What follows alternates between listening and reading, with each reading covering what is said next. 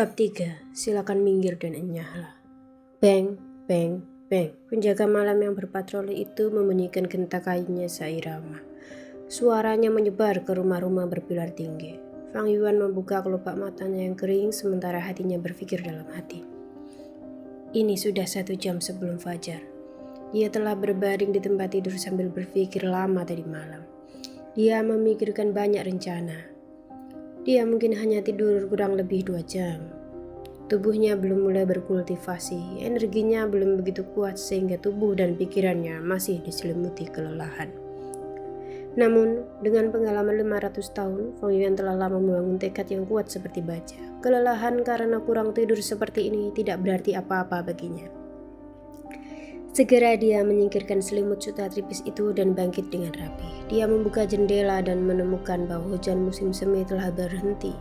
Perpaduan keharuman tanah, pepohonan, dan bunga liar menyambutnya. Fang Yuan merasakan kepalanya jernih, rasa kantuknya hilang dengan bersih. Saat ini matahari belum terbit. Langit masih berwarna biru tua, tidak gelap namun juga tidak cerah. Melihat sekeliling, rumah-rumah tinggi yang terbuat dari bambu dan kayu hijau kontras dengan gunung tampak lautan warna hijau pucat. Rumah-rumah tinggi memiliki setidaknya 2 lantai. Itu adalah struktur rumah unik penduduk pegunungan. Karena medan pegunungan yang tidak rata, lantai pertama terbuat dari tiang kayu besar, lantai 2 adalah tempat tinggal orang-orang. Fang Yuan dan saudaranya Fang Zhen tinggal di lantai 2. Tuan muda Fang Yuan, Anda sudah bangun, aku akan naik ke atas dan menunggumu mandi. Pada saat ini suara seorang gadis terdengar dari bawah. Melihat ke bawah, Fang Yuan melihat pelayan pribadinya Shen Cui. Penampilannya hanya sedikit di atas rata-rata, tapi dia berdandan bagus. Shen Cui mengenakan jubah hijau dengan celana panjang dan sepatu bersulam di kakinya.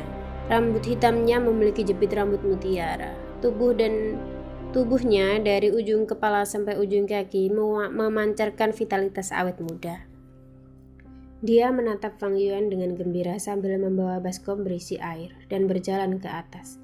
Airnya memiliki suhu hangat yang tepat untuk mencuci muka dan berkumur. Setelah menggunakan ranting pilau dengan garam salju untuk membersihkan giginya, Shen Cui yang menunggunya dengan lembut, wajahnya tersenyum dan matanya bersinar seperti musim semi, membantu Fang Yuan berpakaian. Payudaranya bergesekan dengan siku atau punggungnya beberapa kali selama proses tersebut. Wajah Fang Yuan tidak menunjukkan ekspresi, hatinya tenang seperti air. Gadis pelayan ini hanyalah penjaga bibi dan pamannya yang merupakan gadis yang sia-sia dan tidak berperasaan. Dalam kehidupan sebelumnya dia terpesona padanya, tapi setelah upacara kebangkitan ketika statusnya anjlok, dia dengan cepat memalingkan kepalanya dan memberinya tatapan menghina yang tak terhitung jumlahnya. Ketika Fang Zhen datang, dia tepat waktu melihat Shen Cui merapikan lipatan pakaian di dada Fang Yuan. Matanya menunjukkan sedikit kecemburuan. Tahun-tahun ini tinggal bersama kakak laki-lakinya, dia di bawah asuhan Fang Yuan. Dia juga memiliki seorang pelayan yang menunggunya. Namun pelayan bukanlah seorang gadis muda seperti Shen Cui, melainkan seorang wanita tua yang gemuk dan berbadan besar. Aku ingin tahu seperti apa Shen Cui bisa menungguku seperti ini. Bertanya-tanya seperti apa rasanya. Fang Zhen berpikir dalam hatinya, namun dia tidak berani melakukannya. Cinta bias bibi dan pamannya kepada Fang Yuan bukan rahasia lagi bagi semua orang. Awalnya dia bahkan tidak punya pelayan untuk menunggunya. Fang Yuan lah yang memutuskan untuk mengambil inisiatif dan meminta satu untuk Fang Zhen. Walaupun Shen Cui adalah seorang pelayan, namun Fang Zhen tidak berani meremehkan Shen Cui. Itu karena ibunya adalah Ibu Shen yang berdiri di samping bibi dan pamannya. Ibu Shen adalah pengurus seluruh rumah tangga, memiliki kepercayaan penuh pada bibi dan pamannya. Wewenangnya tidaklah kecil. Baiklah, tidak perlu membereskannya. Fang Yuan dengan tidak sabar menepis tangan kecil lembut Shen Cui. Pakaiannya sudah lama rapi, dia hanya mencoba merayunya.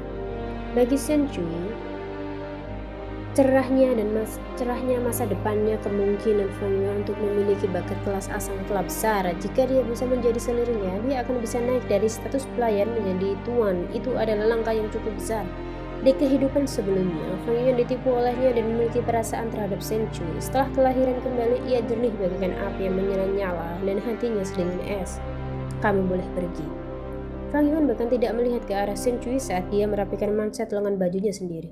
Shen Cui sedikit cemberut, merasa bahwa perilaku membungkam Fang Yuan hari ini agak aneh dan menjengkelkan. Dia ingin menjawabnya dengan cara manja tetapi takut dengan sifatnya yang dingin dan membingungkan. Mulutnya membuka dan menutup beberapa kali sebelum dia akhirnya mengatakan iya dan mundur dengan patuh. Apakah kamu siap? Fang Yuan bertanya pada Fang Zheng. Adik laki-lakinya berdiri di ambang pintu, kepalanya tertunduk untuk melihat jari kakinya. Dia mengumandangkan iya dengan ringan. Fang Zheng sebenarnya sudah bangun sejak jam 4. Terlalu gugup untuk tertidur kembali. Dia diam-diam turun di tempat tidur dan bersiap-siap sejak lama. Matanya memiliki lingkaran hitam. Fang Zhen mengangguk. Di kehidupan sebelumnya dia tidak paham dengan pikiran adiknya, tapi di kehidupan ini bagaimana mungkin dia tidak mengerti. Tapi saat ini hal itu tidak ada artinya baginya dan dia dengan entengnya berkata, kalau begitu ayo pergi. Maka kedua saudara itu meninggalkan rumah. Dalam perjalanan mereka bertemu dengan banyak pemuda seusia yang sama, semuanya dalam kelompok berdua atau bertiga yang jelas-jelas menuju ke tujuan yang sama. Lihatlah teman-teman, itu adalah Fang bersaudara. Telinga mereka dapat menangkap pembicaraan kecil yang hati-hati. Yang berjalan di depan adalah Fang Yuan. Dia adalah Fang Yuan yang menciptakan puisi-puisi itu, tegas beberapa di antara mereka. Jadi itu dia, wajahnya tanpa ekspresi, seolah-olah dia tidak mempedulikan orang lain, seperti rumor yang beredar. Seseorang berkata dengan nada masam yang dipenuhi rasa iri dengan dengki. Jika kamu seperti dia, maka kamu juga bisa bertingkah seperti itu. Seseorang dengan dingin menjawab orang tersebut, menyembunyikan semacam ketidakpuasan. Fang Zheng mendengarkan tanpa ekspresi. Dia sudah lama terbiasa dengan diskusi seperti ini. Dengan kepala menunduk, dia mengikuti dengan tenang di belakang kakak laki-lakinya. Saat ini cahaya fajar telah mengintip dari balik cakrawala, menebarkan bayangan Fang Yuan ke wajahnya. Matahari terbit secara bertahap, tetapi Fang Yuan tiba-tiba merasa sedang berjalan menuju kegelapan. Kegelapan ini dari kakak laki-lakinya. Mungkin dalam hidup ini dia tidak akan pernah bisa lepas dari bayang-bayang besar saudaranya. Dia merasakan ledakan tekanan di dadanya, membuat nafasnya sulit. Perasaan terkutuk ini bahkan membuatnya memikirkan kata mati lemas. Berbicaraan ini adalah contoh bagus dari pepatah. Mereka yang memiliki bakat luar biasa dengan mudah membuat orang lain iri, pikir Fang Yuan sambil mencibir sambil mendengarkan gosip di sekitarnya. Tidak heran ketika diumumkan bahwa dia memiliki bakat kelas C, dia akan dikelilingi oleh musuh dan menderita sikap dingin yang kejam dan menghina untuk waktu yang lama. Di belakangnya, napas Fang Zheng menjadi suram dan berusaha berhenti mendengarkan. Apa yang tidak berhasil disadari oleh Fang Yuan di kehidupan sebelumnya dapat dia rasakan dengan detail terbaik dalam kehidupan ini. Ini adalah kemampuan wawasan tajam yang diperoleh dari pengalaman hidup selama 500 tahun. Dia tiba-tiba teringat pada bibi dan pamannya dan betapa liciknya mereka, memberinya Shen Cui untuk mengawasinya dan memberikan adik laki-lakinya seorang perawat tua. Tidak termasuk hal-hal lain dalam hidup yang berbeda di antara mereka. Semua tindakan ini mempunyai niat. Mereka ingin menimbulkan ketidakbahagiaan di hati adik laki-lakinya dan memicu keretakan di antara saudara-saudaranya. Masyarakat tidak khawatir apakah mereka menerima lebih sedikit. Masyarakat khawatir apakah yang mereka terima tidak terdistribusi dengan baik. Di kehidupan sebelumnya, pengalamannya terlalu sedikit sedangkan adik laki-lakinya terlalu bodoh dan naif, sehingga bibi dan pamannya berhasil membuat keributan di antara mereka. Setelah terlahir kembali dengan upacara kebangkitan di hadapannya, sepertinya situasinya sulit untuk diubah. Namun dengan cara dan kebijaksanaan Fang Yuan yang jahat, bukan berarti situasinya tidak bisa diubah. Adik laki-lakinya bisa ditekan sepenuhnya. Shen Cui muda itu bisa diubah menjadi selir sejak dini. Tidak melupakan bibi dan pamannya serta para tetua klan, dia setidaknya memiliki beberapa 100 cara untuk mengalahkan mereka. Tapi aku tidak ingin melakukan itu. Fang Yuan menghela nafas dengan hati-hati. Jadi bagaimana jika itu adalah adik laki-lakinya sendiri? Tanpa hubungan darah, adik laki-lakinya hanyalah orang luar. Dia bisa dengan mudah menyerahkannya kapan saja. Jadi bagaimana jika Shen Cui menjadi lebih cantik? Tanpa cinta dan kesetiaan, dia hanyalah seonggok daging dalam tubuh. Pertahankan dia sebagai selir, dia tidak layak. Jadi bagaimana jika itu adalah bibi dan pamannya atau tetua klan? Mereka hanya orang lewat dalam hidup.